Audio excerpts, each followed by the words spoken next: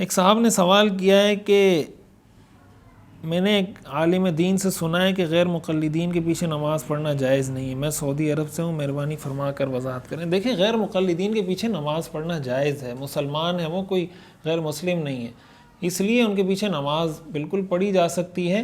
البتہ ایک مسئلہ ایسا ہے جس میں احتیاط کرنی چاہیے کہ وہ موزے جو کپڑے کے نائلون کے موزے بنے ہوتے ہیں وہ اس پر بھی مسح کر رہے ہوتے ہیں، حالانکہ ان پر مسح کرنا کسی بھی امام کے نزدیک جائز نہیں ہے۔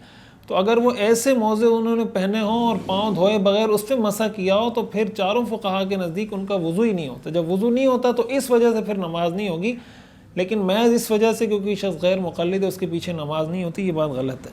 اگر کوئی آفس کسی ڈاکٹر کو زکوٰۃ کی مد میں مشین دلا دے اور وہ ڈاکٹر اس مشین سے مسلم اور غیر مسلم سب کا علاج کرتا ہے تو کیا اس کی زکوٰۃ ادا ہو جائے گی اور وہ علاج کر سکتا ہے یا نہیں کر سکتا؟ اقبال احمد۔ دیکھیں، اگر آپ نے ڈاکٹر کو مشین دلوائی ہے تو اس کا تعلق اس بات سے ہے کہ وہ ڈاکٹر زکوٰۃ لینے کا مستحق ہے یا نہیں۔